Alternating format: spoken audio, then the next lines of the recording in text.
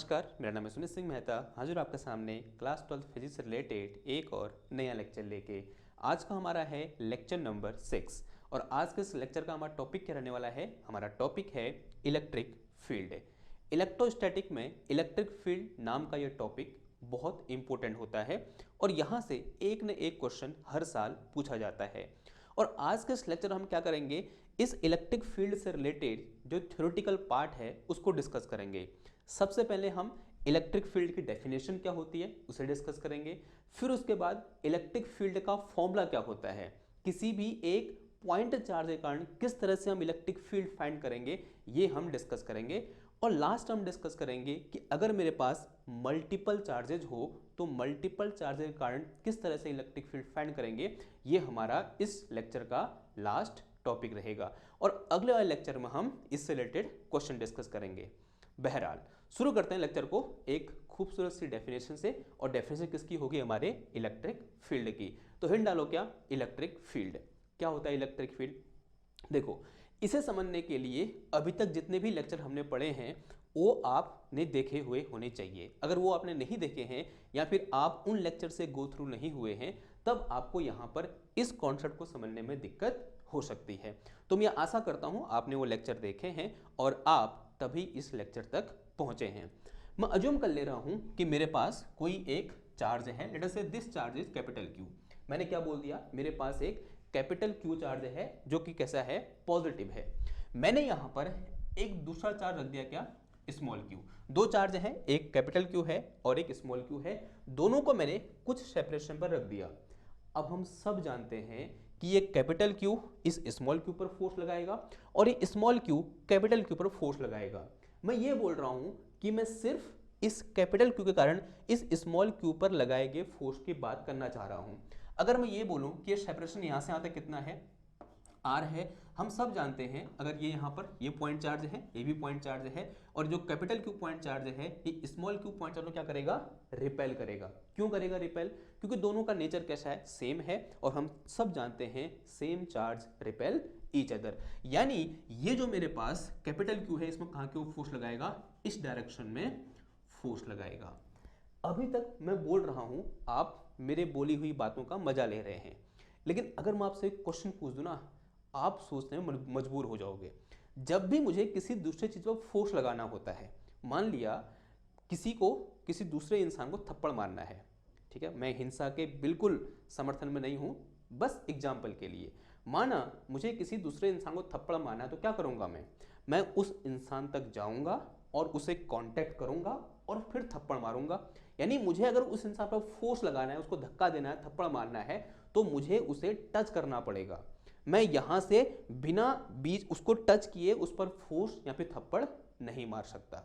लेकिन इधर आओ, ये कैपिटल क्यू चार्ज इस एक capital Q charge small Q charge पर बिना उसको छुए फोर्स लगा रहा है और इस टाइप के फोर्स को या बोल सकते हैं इस टाइप के एक्शन को हम एक नाम देते हैं, क्या, एक्शन एट ए डिस्टेंस। क्या बोलते हैं, एक्शन एट ए डिस्टेंस।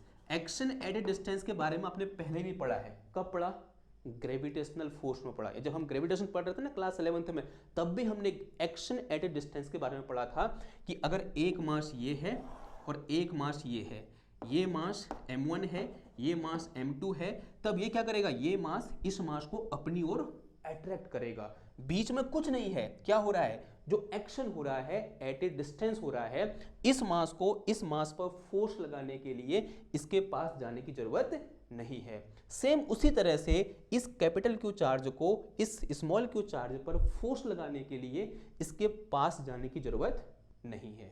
अगर जरूरत नहीं है तब वो क्या चीज थी जिसने इस कैपिटल क्यू के इफेक्ट को या फिर इसके फोर्स को इस तक पहुंचाया, या इस बीच में इन दोनों के बीच में वो क्या चीज थी जिस वजह से ये फोर्स इस तक पहुंच पाया, या बोल सकते हैं इस स्मॉल क्यू ने इस कैपिटल क्यू के होने का आभास किया। वो क्या चीज थी, वो चीज थी क्या, इलेक्ट्रिक फील्ड। अभी समझाता हूं कि कैसे हम उसको डिफाइन करेंगे। वो जो चीज यहां पर है उसी का नाम क्या है, इलेक्ट्रिक फील्ड है। उसका नाम क्या है, इलेक्ट्रिक फील्ड। अब जल्दी से बताओ फिर यहां पर वो नाम क्या होगा, ग्रेविटेशनल फील्ड। यहां पर नाम क्या हो जाएगा, वो ग्रेविटेशनल ग्रेविटेशनल फील्ड। ओके, अभी आपको उतनी फील नहीं आ रही होगी। फील आने के लिए आपको मैं एक एग्जांपल देता हूँ। मान लिया आप सड़क में कहीं जा रहे हैं और जो जंगल का रास्ता जो है, सड़क का रास्ता वो जंगल का है। आपको अचानक से एक स्मेल आपके नाक में पहुंची और वो स्मेल थी मरे हुए जानवर की। ऐसा होता है ना, कहीं बाघ ने कुछ मार दिया या फिर गाड़ी से कुछ जानवर टकरा गया और मर गया रोड किनारे। और आप जैसे जैसे उस मरे हुए जानवर तक की ओर अप्रोच करते हैं, आपको उस मरे हुए जानवर की खुशबू, खुशबू नहीं बोलेंगे, बदबू, बदबू एकदम महसूस होती है और आपको पता लग जाता है कि यहाँ कोई जानवर मरा है। ऐसा होता है आपको। यानी आपने जानवर को देखा नहीं है, न उसको टच किया है, आपको सिर्फ उस जानवर की बॉडी की बदबू से यह पता चल गया कि यहाँ पर कोई जानवर मरा हुआ है। सेम उसी तरह से जिस तरह से एक जानवर से निकलने वाली स्मेल या उसके फ्रेग्रेंस से आपको पता चला कि यहाँ पर जानवर मरा हुआ है, उसी तरह से इस कैपिटल क्यू चार्ज से एक फ्रेग्रेंस बाहर निकल रहा था, जिस फ्रेग्रेंस का नाम क्या है, इलेक्ट्रिक फील्ड है। और इस चार्ज को पता चल गया जैसे ये चार्ज स्मॉल क्यू चार्ज इसके फ्रेग्रेंस के या इसकी स्मेल का जो रेंज है उस रेंज में आया, जैसे ही उस स्पेस में आया, इसे पता चल गया कि यहाँ पर कोई कैपिटल क्यू चार्ज है आसपास, जबकि इसको छुआ भी नहीं इसने। और जैसे इसको पता चला, इसने क्या महसूस किया, बाहर की ओर एक झटका महसूस किया, या बोल सकते हैं एक फोर्स को फील किया। तो इलेक्ट्रिक फील्ड क्या है? Electric field is like of fragrance of any charge. क्या बोला? Electric field is A fragrance of charge. तो बहुत इंपॉर्टेंट लाइन लिखा रहा हूं आपको, इलेक्ट्रिक फील्ड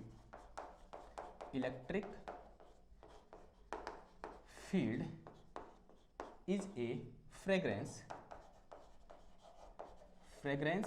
यानी खुशबू या फिर स्मेल या सुगंध बोल सकते हैं, ठीक है, खुशबू ऑफ चार्ज। अब मैंने चार्ज के पीछे थोड़ा सा जगह छोड़ी है, यहां पर लिखेंगे हम सोर्स चार्ज। क्या लिखेंगे? Source charge. अब सोर्स चार्ज क्यों बोला? क्योंकि हम यहां पर जो फ्रेग्रेंस निकल रही है, कहां से निकल रही है? इस चार्ज से निकल रही है। इसका नाम, इसलिए इसका नाम क्या रख दिया मैंने? सोर्स चार्ज रख दिया। अगर तो थोड़ा सा और मैं टेक्निकल होकर बात करूं तो सोर्स चार्ज ऐसा चार्ज होता है जिसके इलेक्ट्रिक फील्ड की हम बात कर रहे होते हैं। और इस केस में हम किसके इलेक्ट्रिक फील्ड की बात कर रहे हैं?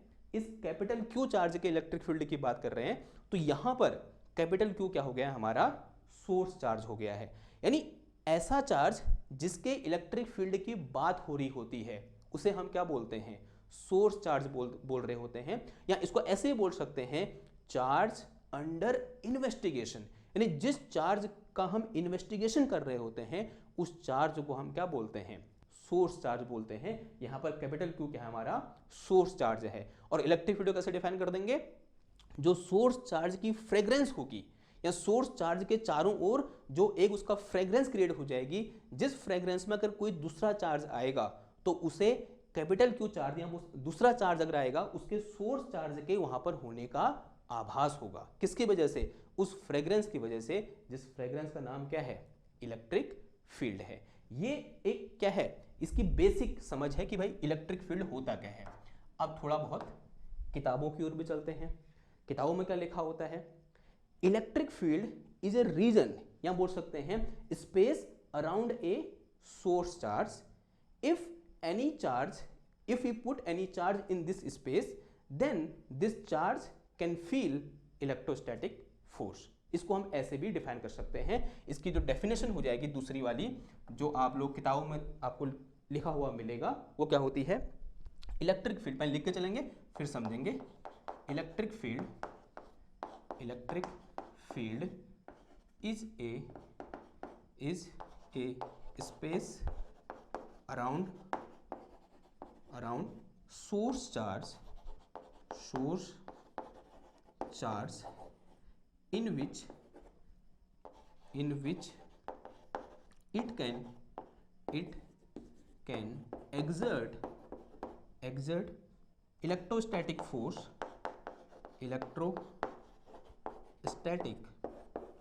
force on other charge.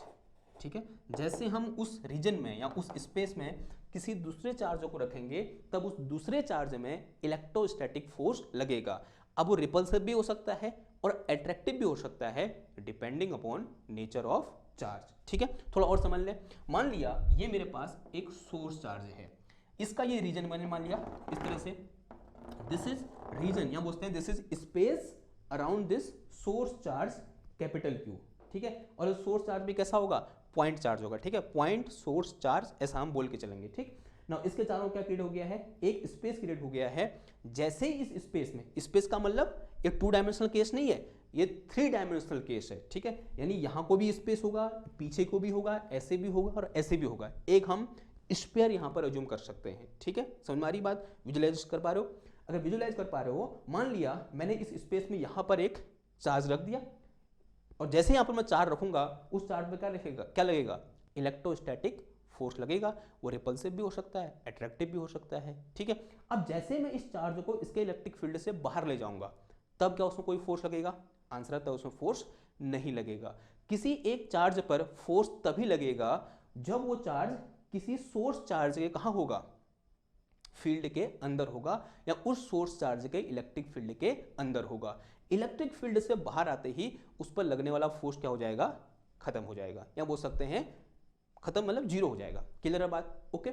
Now अब कभी कभी मैं इसको ऐसे भी समझाता हूं, आप सब लोग ब्लूटूथ यूज करते हैं, आपके घर, सबके घर में क्या होगा, एक ब्लूटूथ वाला स्पीकर होगा। उस स्पीकर के चारों ओर जैसे उसको ऑन करते हो, उसका ब्लूटूथ ऑन करते हो, उसके चारों ओर एक स्पेस क्रिएट हो जाता है 3 डायमेंशन में। ठीक है, और उस स्पेस के अंदर जितने भी मोबाइल फोन होते हैं अगर उनका ब्लूटूथ ऑन है तो उससे कनेक्ट हो जाते हैं। ठीक है, अब जो पहले ऑन होगा पहले वो कनेक्ट होता है, एक बार में एक ही फोन कनेक्ट हो पाएगा। क्लियर है इतनी बात। अब जैसे ही वो फोन उसके रीजन से बाहर जाता है, उसके स्पेस से बाहर जाता है, तो वो फोन क्या होता है, उसकी कनेक्टिविटी कम होती है, कम होती है, कम होती है, फिर एक टाइम के बाद क्या हो जाता है, वो बंद हो जाता है, गाने बनने बंद हो जाते हैं। यानी वो कहां चला गया, उसके फील्ड से बाहर चला गया। अब जितने रीजन में वो फोन उससे कनेक्ट था उतने रीजन में क्या है, उस स्पीकर की स्मेल फैली हुई है, और उस रीजन में जैसे ही वो फोन था वो बज रहा था, जैसे ही उसके स्मेल से बाहर गया वो फोन बजना बंद हो गया।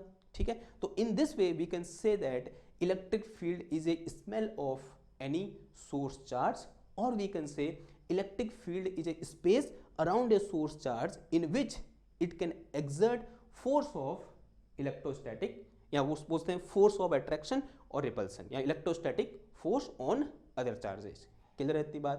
तो ये क्या है, हमारी डेफिनेशन है किसकी, इलेक्ट्रिक फील्ड की। थोड़ा बहुत आपको फील यहां पर आ रही होगी। क्लियर है बात, ओके। नाउ अब यहां पर थोड़ा डिस्कस करते हैं क्या, mathematical formula of electric field. तो हिंट डालो क्या, मैथमेटिकल फॉर्मूला, मैथमेटिकल फॉर्मूला। अब मैथमेटिकल फॉर्मूला लिखने से पहले mathematical formula of electric field. Electric field का सिंबल होता है, आप लिख लेना यहाँ पर ई होता है। इलेक्ट्रिक फील्ड कैसे दिखाते हैं हम, ई से दिखाते हैं। ठीक है, electric field is represented by E, वो भी कौन सा ई, कैपिटल ई। अब देखो इसका मैथमेटिकल फॉर्मूला ड्राइव करने के लिए हमें सबसे पहले कुछ चीजें डिफाइन करनी पड़ेगी। पहली चीज तो यही है सोर्स चार्ज। पहले क्या डिफाइन करना पड़ेगा हमको, सोर्स चार्ज, कि भाई सोर्स चार्ज क्या होता है। अभी मैंने डिस्कस किया source charge is a charge under investigation, या बोल सकते हैं जिसका इलेक्ट्रिक फील्ड में निकालना चाहता हूं उसी को मैं क्या बोलता हूं, उस चार्ज को मैं क्या बोलता हूं, सोर्स चार्ज। तो charge under investigation, charge under investigation.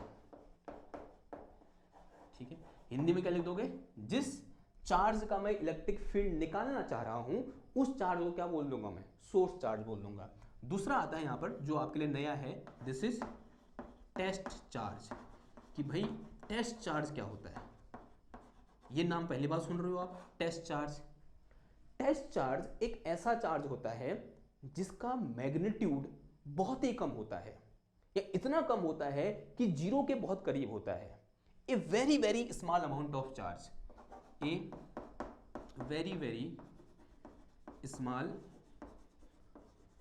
Amount of charge कितना small amount of charge, if Q is test charge, Q is test charge, अगर Q एक चार्ज है जो कि टेस्ट चार्ज है, देन Q टेंड्स टू 0, यानी इसको कहने का एक और तरीका होता है infinitely small amount of charge, इसे भी क्या बोलते हैं हम, टेस्ट चार्ज। या इसको कहने का एक और तरीका क्या है कि Q एक इतना छोटा चार्ज है जिसकी वैल्यू 0 तो नहीं है लेकिन 0 के बहुत क्या है, करीब है, यानी दिस Q टेंड्स टू 0। तो इस टाइप के चार्ज को हम क्या बोल देते हैं, टेस्ट चार्ज बोल देते हैं।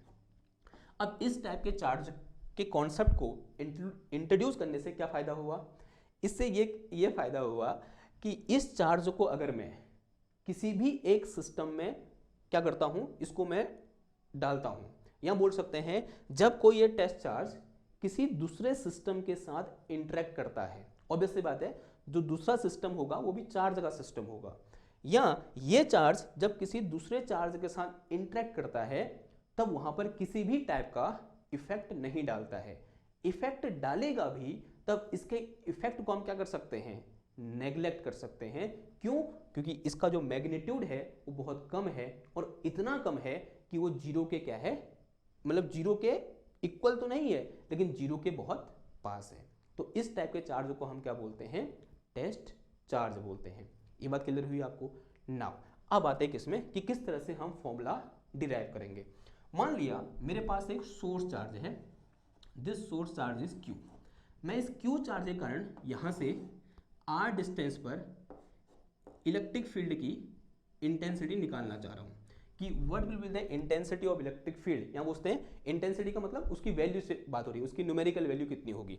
इस सोर्स चार्ज Q के कारण इस पॉइंट P पर जो इलेक्ट्रिक फील्ड होगा उसकी वैल्यू कितनी होगी, उसको ऐसे ही बोलते हैं कि उसकी इंटेंसिटी कितनी होगी, या बोल सकते हैं यहां पर इलेक्ट्रिक फील्ड का मैग्नीट्यूड कितना होगा, ये मैं फाइंड करना चाह रहा हूं।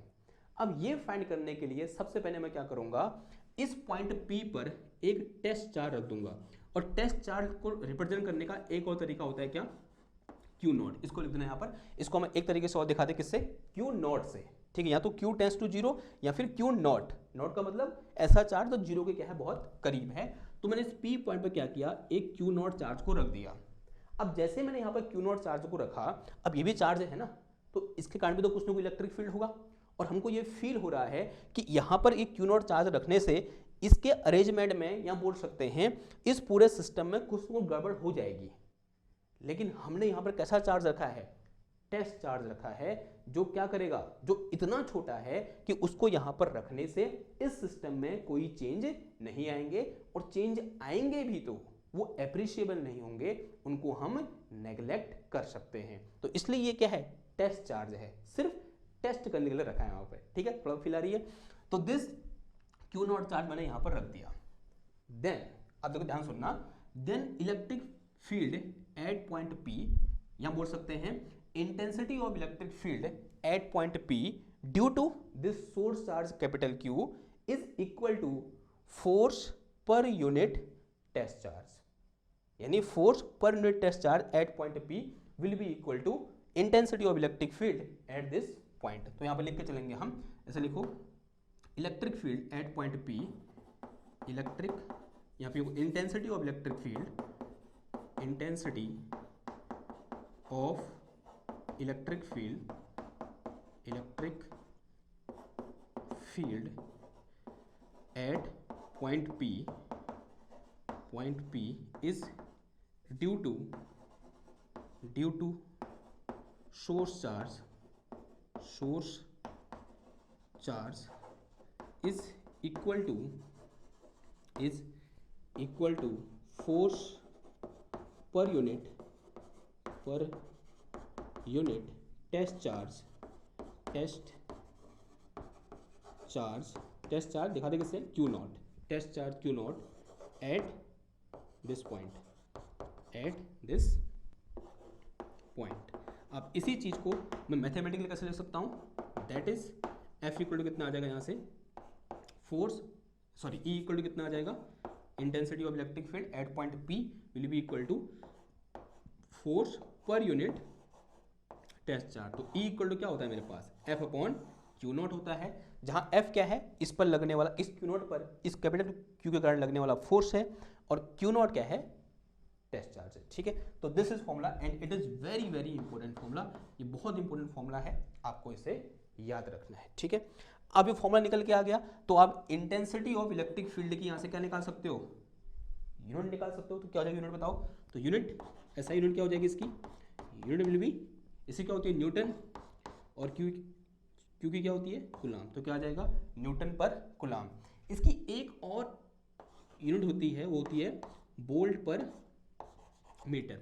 अब ये क्यों होती है, इसके लिए आपको एक पूरा चैप्टर क्या करना पड़ेगा, वेट करना पड़ेगा, उसके बाद पता चलेगा कि भाई ये इसकी यूनिट क्यों होती है, वोल्ट पर मीटर। लेकिन अभी आपको क्या कर लो, याद कर लो कि भाई इंटेंसिटी ऑफ इलेक्ट्रिक फील्ड की यूनिट क्या होती है, एक वोल्ट पर मीटर होती है, और दूसरी क्या होती है, न्यूटन पर कूलाम होती है। अब दूसरी बात किसकी आती है, डायमेंशन फॉर्मूला की। बताओ अभी डायमेंशन फॉर्मूला क्या हो जाएगा, डायमेंशन फॉर्मूला ऑफ फोर्स क्या होता है, mL/T-2, और नीचे कितना आ जाएगा, ये क्यू की क्या होती है, AT, यानी करंट इनटू टाइम होता है, तो क्या आ जाएगा, ये AT आ जाएगा। तो सॉल्व कर लेंगे इसको, तो कितना आ जाएगा, ये mL और T की पावर -3 और A की पावर -1, तो ये क्या आ जाएगा, इसका डायमेंशनल फॉर्मूला आ गया। क्लियर है इतनी बात, ओके। अगर इतनी बात क्लियर है, अब जरा गौर से देखो, मुझे एक क्वेश्चन का आंसर दो कि जो इलेक्ट्रिक फील्ड की इंटेंसिटी है, यहाँ पे जो सिंपल इलेक्ट्रिक फील्ड है, वो वेक्टर क्वांटिटी है या फिर स्केलर क्वांटिटी है, बताओ कैसी क्वांटिटी होगी। देखो आप इस फॉर्मूले को देखकर बता सकते हो, ये क्या है मेरे पास, फोर्स है, force is a vector quantity, और यहाँ पर इसको मैं ऐसे लिख सकता हूँ, इसको मैं E इक्वल टू क्या लिख सकता हूँ, 1/Q0 इंटू F लिख सकता हूँ। Force is a vector quantity, Q is a scalar quantity, charge is scalar quantity, तो 1/Q इज ऑल्सो स्केलर। तो स्केलर इंटू वेक्टर क्या होता है, स्केलर होता है, और स्केलर इंटू वेक्टर क्या होता है, वेक्टर होता है। ठीक है, ध्यान रखना, scalar into vector is equal to vector, यानी दिस इज वेक्टर, तो it mean this is also vector. तो अब लिख के चलेंगे, electric field is a vector quantity. तो लिखो भाई, electric field is vector quantity. Next point क्या हो जाएगा, electric field is vector quantity. अगर ये वेक्टर क्वांटिटी है तो ये फॉर्मूला मॉडिफाई हो जाएगा, तो यहां से मैं क्या लिखता हूं, देखो electric field E vector will be equal to कितना आ जाएगा, ये F vector upon Q naught vector आ जाएगा। तो यहां से हमको क्या निकल के आया, इसी का एक मॉडिफाइड फॉर्म, या फिर इसी को मैंने वेक्टर फॉर्म में कैसे लिख दिया, e vector equal to f vector upon Q naught. अब ये फॉर्मूला मेरे को दिखा रहा है कि जिस डायरेक्शन में फोर्स लगेगा वही डायरेक्शन किसकी होगी, इलेक्ट्रिक फील्ड की होगी। तो यानी फोर्स अट्रैक्टिव भी हो सकता है और रिपल्सिव भी हो सकता है, यानी फोर्स ऐसे भी लग सकता है, ऐसे भी लग सकता है। तो इलेक्ट्रिक फील्ड डायरेक्शन ऐसे भी हो सकती है, ऐसे भी हो सकती है। अब कैसे हम डिफाइन करेंगे कि ऐसे होगी ऐसे होगी, देख लें एक बार। ओके, नाउ पहले मैं अज्यूम कर रहा हूं कि मेरा जो सोर्स चार्ज है वो पॉजिटिव है, यहां से मैंने r डिस्टेंस पर एक क्या रख दिया, एक क्यू नॉट चार्ज रख दिया। बताओ इस पर कहां की ओर फोर्स लगेगा, इधर की ओर, यानी फोर्स विल बी रिपल्सिव, यानी इधर की ओर फोर्स लगेगा। तो फोर्स अगर इधर की ओर लग रहा है तो इलेक्ट्रिक फील्ड भी कहां की ओर होगा, इसी डायरेक्शन में होगा। अगर मेरा सोर्स चार्ज कैसा हो, -Q हो, तब क्या होगा बताओ, तब मेरे पास यहां पर मैंने क्या रख दिया, ये पॉइंट क्या रखा, यहाँ पर टेस्ट चार्ज रखा। तो बताओ क्या करेगा, टेस्ट चार्ज पॉजिटिव होता है हमेशा, ये क्या नेगेटिव है, तो ये क्या करेगा, इसको इधर की ओर अट्रैक्ट करेगा, यानी फोर्स यहाँ की ओर लग रहा है, तो इलेक्ट्रिक फील्ड भी यहीं की ओर होगा।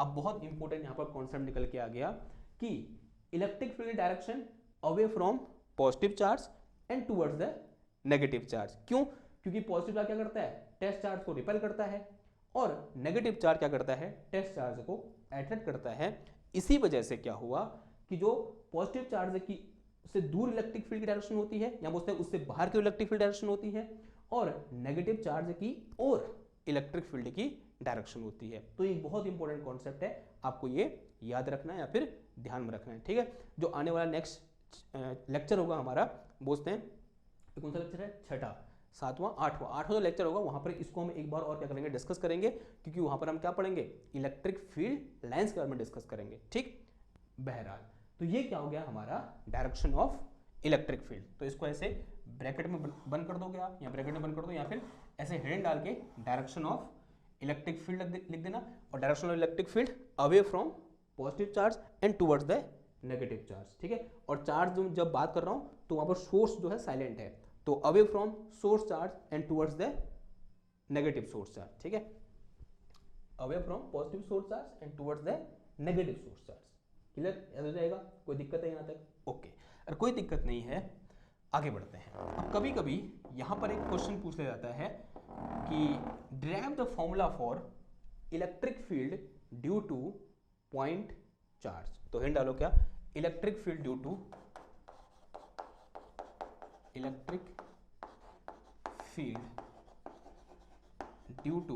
Point charge, due to point charge. कैसे डिफाइन करेंगे? बड़ा सिंपल है डिफाइन करना। देखो अभी तक ये समझ में आ रखा ना, तो ये वाला टॉपिक क्या है, ऐसे बाएं हाथ का खेल है। तो मान लिया मेरे पास यहाँ पर एक पॉइंट चार्ज है कैपिटल क्यू, इस कैपिटल क्यू के कारण मुझे यहाँ से r डिस्टेंस पर इस पॉइंट P पर इलेक्ट्रिक फील्ड निकालना है। तो क्या करूँगा, सबसे पहले इस पॉइंट P पर एक टेस्ट चार्ज रख दूंगा, रख दिया मैंने Q0 टेस्ट चार्ज। फिर क्या करूँगा, इस पॉइंट P पर इस टेस्ट चार्ज पर लगने वाला फोर्स निकाल दूंगा। तो force on test charge Q0, इसका मैग्नीट्यूड लिख रहा हूँ, कितना आ जाएगा ये 1/4 pi epsilon not, Q1 Q2 होता है, ये Q1 है ये Q2 है, तो कितना आ जाएगा Q0 अपॉन r स्क्वायर आ जाएगा। Set is from question number 1। Now from the definition of electric field, since we know that E equal to क्या होता है, since we know E is equal to क्या होता है, F अपॉन Q0 होता है। तो ये वैल्यू यहाँ F की है, उठा के यहाँ पुट कर दो। अगर ये वैल्यू यहाँ से उठा के पुट करूँगा तो यहाँ से F की जो कितना आ जाएगा, ये 1/4 pi epsilon naught, this is capital Q and this is Q0 upon r square, और अपॉन में कितना आ जाएगा ये Q0। देखो इस Q0 से ये Q0 कैंसिल हो जाएगा, तो यहाँ से मेरे पास electric field E is equal to कितना आ गया 1/4 pi epsilon naught, this is capital Q upon कितना आ गया r square, and this is electric field due to point charge. किसी पॉइंट चार्ज के कारण इलेक्ट्रिक फील्ड का फॉर्मूला क्या होता है, ये होता है, और ये बहुत इंपॉर्टेंट फॉर्मूला है। और ये क्या है, उसका मैग्नीट्यूड निकल के आ रखा है। अगर मैं डायरेक्शन की बात करूंगा तो इन वेक्टर फॉर्म,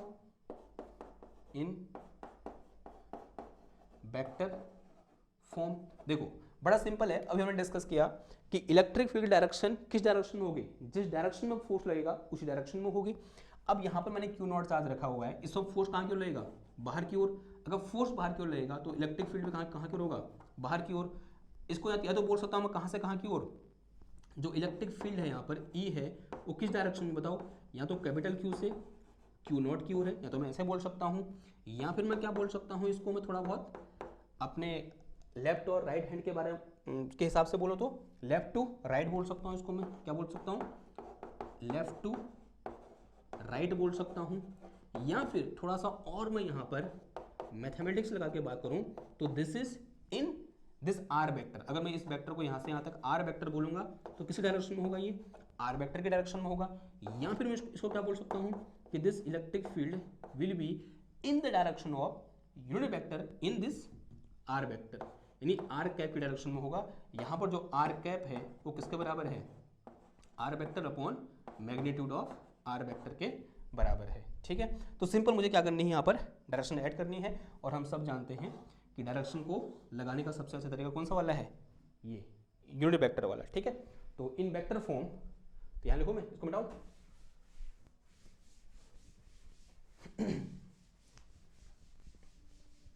क्या हो जाएगा, इन वेक्टर फॉर्म।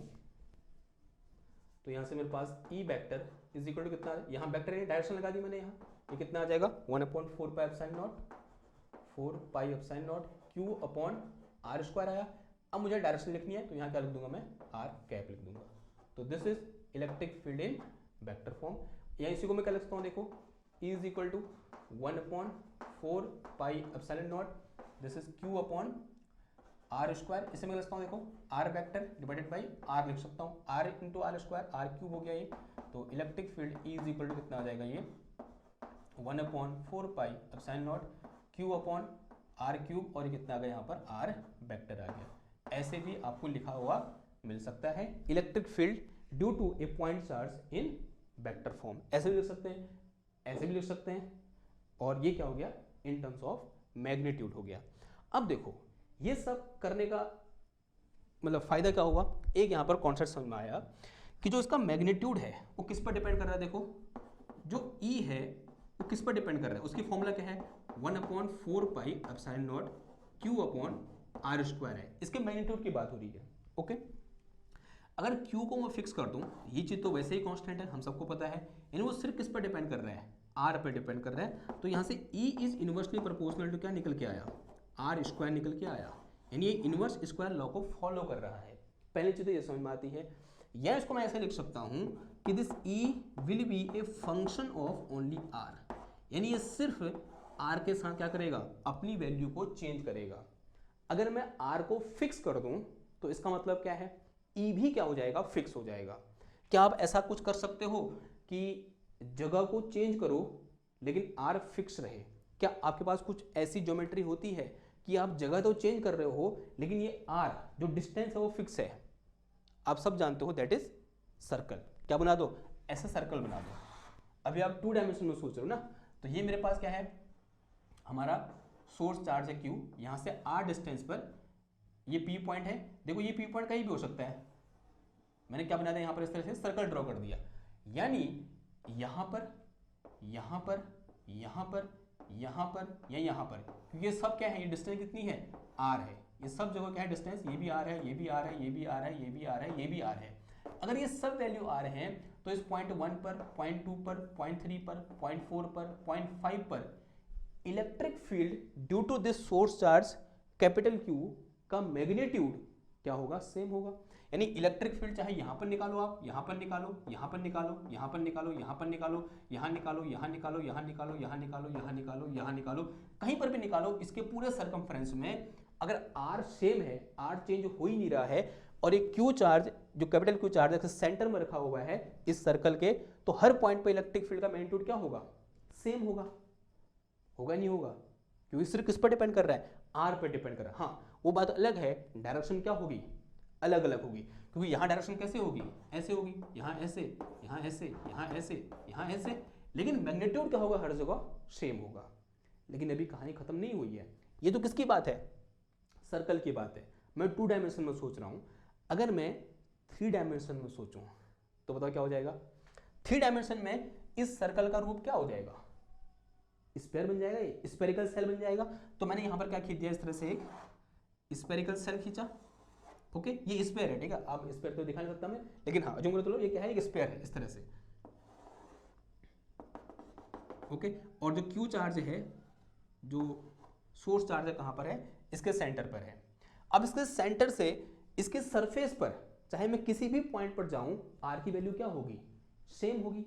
यानी इसकी सरफेस पर, इस स्फीयर की सरफेस पर जब ये सोर्स चार्ज इसके सेंटर पर है, तो स्फीयर की सरफेस पर हर पॉइंट पर इलेक्ट्रिक फील्ड की वैल्यू सेम रहेगी। वैल्यू कहने का मतलब सिर्फ मैग्नीट्यूड की बात कर रहा हूं, डायरेक्शन चेंज होगी। अगर मैग्नीट्यूड सेम रहेगा तो इसका मतलब क्या हुआ कि ये जो मेरे पास इलेक्ट्रिक फील्ड है due to this point charge, इसके कारण कैसी सिमेट्री है, यानी इसके पास कैसी सिमेट्री है, स्फेरिकल सिमेट्री है।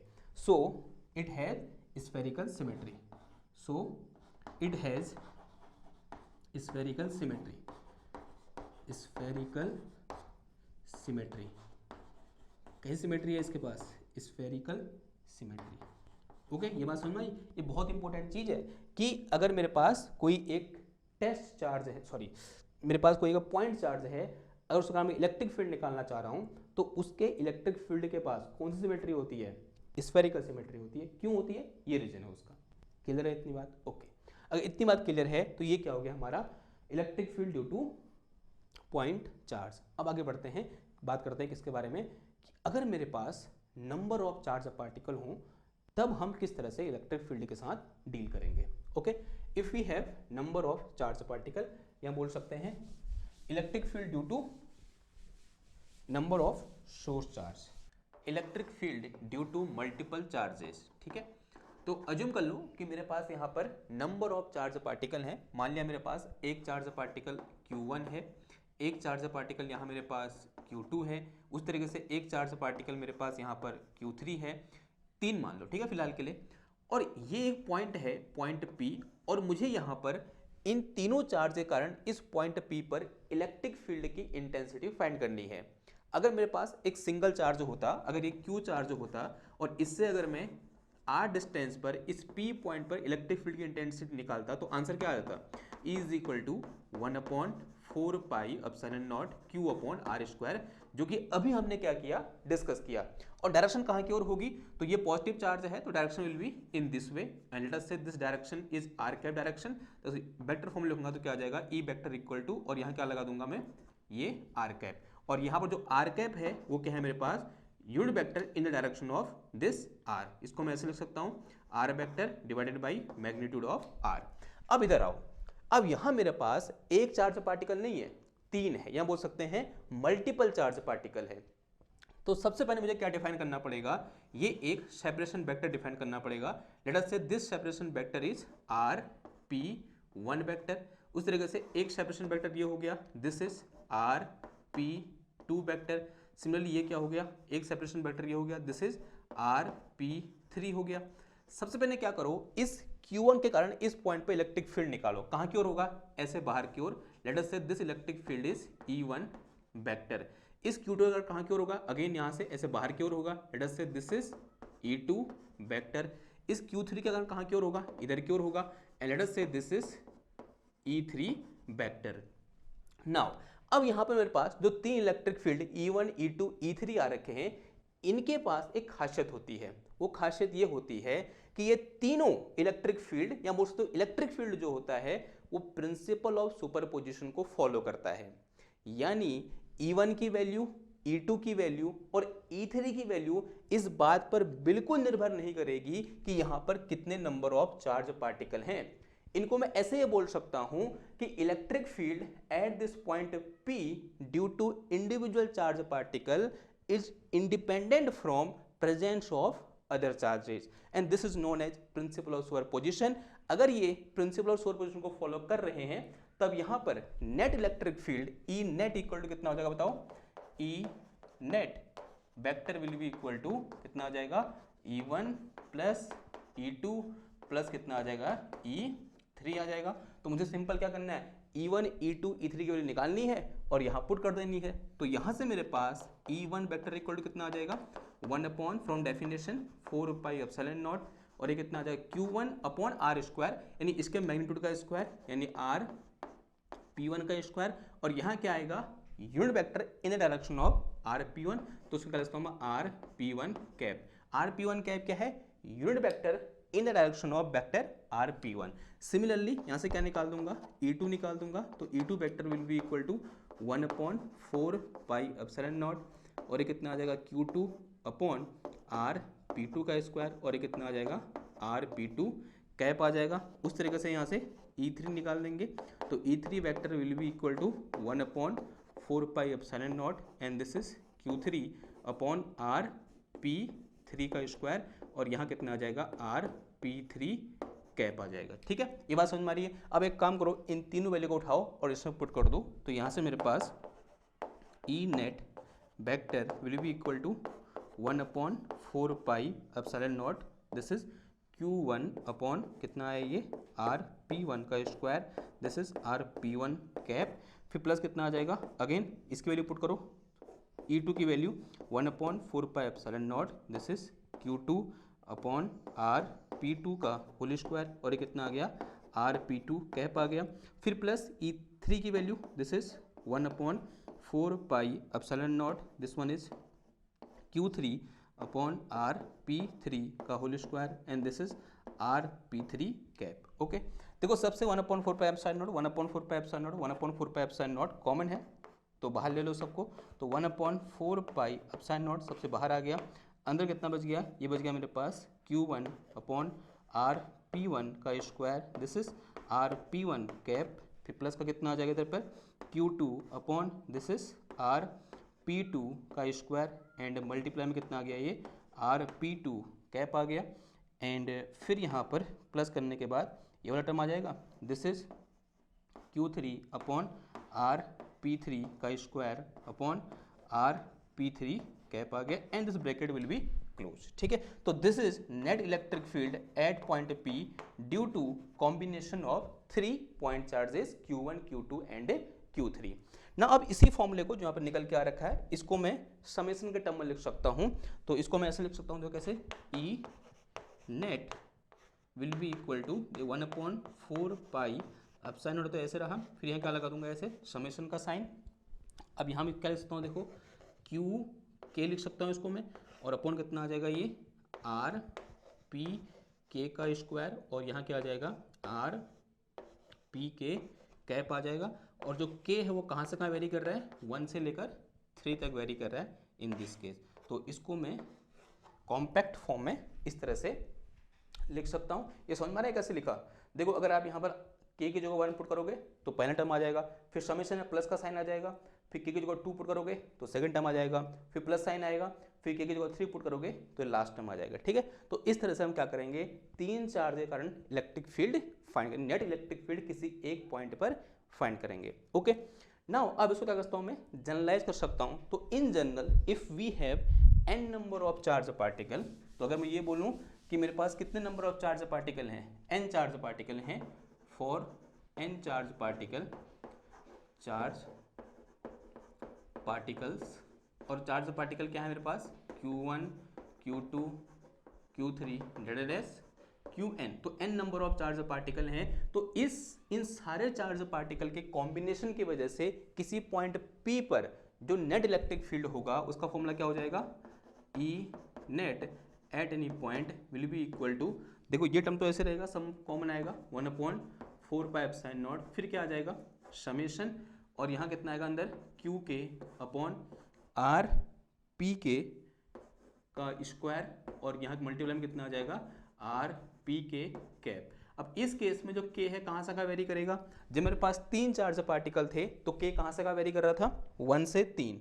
अगर मेरे पास n number of charge particle हैं तो कहाँ से कहाँ वेरी करेगा, k इक्वल टू 1 से लेकर n तक। तो दिस इज अवर फॉर्मूला, और ये पूरी चीज़ कहाँ होगी, ब्रैकेट के अंदर होगी। ठीक है, क्लियर बात। तो इस तरह से हम क्या करेंगे, n चार्ज पार्टिकल के लिए नेट इलेक्ट्रिक फील्ड फाइंड करेंगे। लेकिन ध्यान देना है, इस फॉर्मूले का यूज हम कम ही करेंगे। हम जब भी मल्टीपल चार्जों के कारण किसी एक पॉइंट पर इलेक्ट्रिक फील्ड निकालने को जाएंगे तो इलेक्ट्रिक फील्ड जब वेक्टर क्वांटिटी, तो जो भी एडिशन सब्ट्रैक्शन होगा वो कौन सा एडिशन सब्ट्रैक्शन होगा, वेक्टर एडिशन होगा। तो सिर्फ हमको क्या याद रखना है, ये याद रखना है, E1, E2, E3 निकाल देंगे, फिर वेक्टर एडिशन कर देंगे, और उसके लिए हमें क्या लगाना पड़ेगा, पैरेललोग्राम लॉ लगाना पड़ेगा। सिंपल सी बात है। ओके, ये बात समझ में आ गई आपको। ओके, तो ये क्या हो गया मेरे पास, electric field due to multiple charges. Electric field वाला हमारा जो थ्योरेटिकल पार्ट था वो कंप्लीट हो चुका है। अब नेक्स्ट में हम क्या करेंगे, इसका जो न्यूमेरिकल वाला पोर्शन है उसको सॉल्व करेंगे, फिर आएंगे क्या, किस तरह से हम इलेक्ट्रिक फील्ड को रिप्रेजेंट कर सकते हैं, या बोलते हैं graphical representation of electric field. Clear है इतनी बात। लेकिन जाते जाते आपको मैं एक और बात बताना चाहता हूं कि भाई फील्ड होता क्या है, व्हाट इज फील्ड।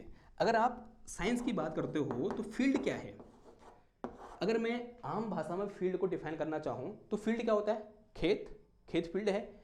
लेकिन फिजिक्स में फील्ड क्या है बताओ, कोई बता सकता है कि what is field in physics. ये बहुत इंपॉर्टेंट कॉन्सेप्ट है, जब आप हायर क्लास में जाओगे तब पढ़ोगे। तो साइंटिस्टों ने फील्ड को कुछ ऐसे डिफाइन किया, उन्होंने बोला कि आप अपनी आंखों को क्लोज करिए और एक इमेजिनरी फ्लूइड लाइक सब्सटेंस की क्या बनाइए, अपनी दिमाग में इमेज बनाइए, और उन्होंने बोला कि ए fluid like substance which is spread all over the universe and have some value at every point in the universe, then this fluid like substance is field। तब वो fluid like substance क्या है, field है। For example माना मेरा कमरा क्या है, एक यूनिवर्स है, ठीक है, माना एक कमरा क्या है, यूनिवर्स है या पूरा स्पेस है, ठीक। इस पूरे कमरे में हर जगह हर पॉइंट पर हवा है, एयर है, और उस एयर की कुछ डेंसिटी है, और हर पॉइंट पर डेंसिटी क्या होगी, अलग अलग होगी नहीं होगी, यानी बोलते हैं हर पॉइंट पर उस एयर की डेंसिटी कुछ ना कुछ वैल्यू होगी। तो इस कमरे के लिए वो जो एयर है वो एक फील्ड है, ठीक। तो इस तरह से हम क्या करते हैं, हम नहीं, जो साइंटिस्ट होते हैं वो फील्ड के कॉन्सेप्ट को डिफाइन करते हैं। इसके डीप में आप जब पढ़ोगे तो आप ज़्यादा समझ में आएगा जब आप हायर क्लासेस में जाओगे। लेकिन फिलहाल आपके अभी तक आपने क्या डिस्कस किया, इलेक्ट्रिक फील्ड का डिस्कस किया। आगे एक और फील्ड आएगा आपके कोर्स में, दैट इज मैग्नेटिक फील्ड। फिर हम दोनों कंबाइन करेंगे, एक नया फील्ड निकल के आएगा, दैट इज इलेक्ट्रोमैग्नेटिक फील्ड। फिलहाल के लिए आप बेसिक को अपने क्लियर कीजिए, उनको मजबूत कीजिए, और आगे आगे आने वाले लेक्चर में आपके कॉन्सेप्ट अपने आप क्लियर होते जाएंगे। ठीक है, तो आज के इस लेक्चर को यहीं पर समाप्त करते हैं। मैं मिलता हूँ आपसे नेक्स्ट क्लास में एक और नए टॉपिक के साथ। तब तक थैंक यू, धन्यवाद, बाय बाय।